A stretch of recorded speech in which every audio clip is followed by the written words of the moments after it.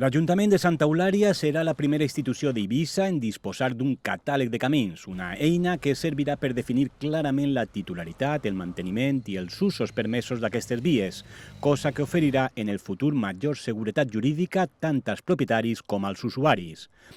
Després d'un estudi detallat d'identificació, documentació i anàlisis de més de 470 quilòmetres de camins, l'equip redactor ha documentat un total de 280 camins de titularitat pública que sumen 338 quilòmetres. Ha tingut un període d'exposició pública durant tot aquest temps que s'ha fet aquesta feina. Hi ha hagut una pàgina web oberta on tothom podia portar suggerències, preguntes, dubtes. Ara mateix s'obre un període d'exposició pública que la gent pot aportar al·legacions durant un mes i després se resoldran les al·legacions i hi haurà una aprovació definitiva d'aquest catàleg de camins.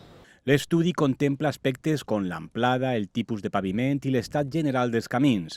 A més, s'ha recopilat informació sobre els usos i categories de cada via, s'han analitzat documents per veure si són públics o privats i s'han entrevistat persones coneixedores del territori. D'aquests camins, 120 ja estaven incorporats en les normes subsidiàries i 88 figuren en l'inventari de camins municipals de 1998. S'ha de recordar que els camins públics han de ser inventariats pels ajuntaments per garantir la seva protecció i ús adequat.